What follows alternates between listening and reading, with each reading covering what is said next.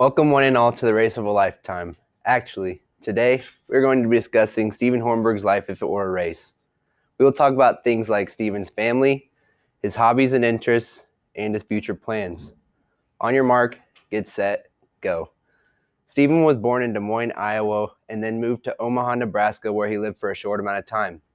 After that, he moved here to Council Bluffs, where he's lived for the past 12 years.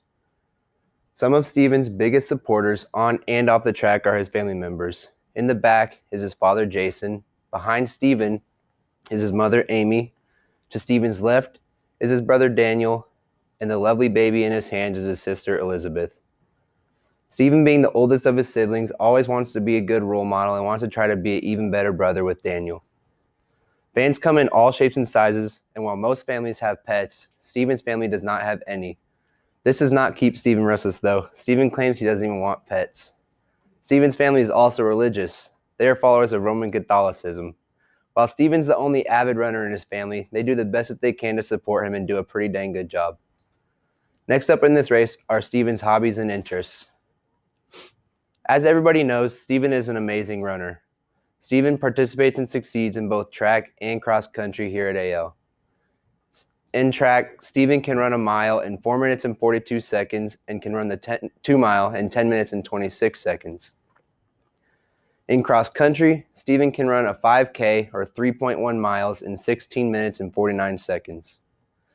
Loading gateway for another hobby, Stephen does a lot of programming in his free time and is also a cyber patriot here at AL.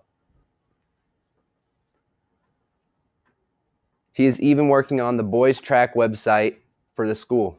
As if all of that was not enough, Stephen also has a part-time job as business intelligence at Trainer State Bank. Stephen has been to many places in his life. This includes but is not limited to places like the beach, Washington, D.C., and the Badlands of South Dakota. However, if you were to ask him which one was his favorite, you would probably guess wrong.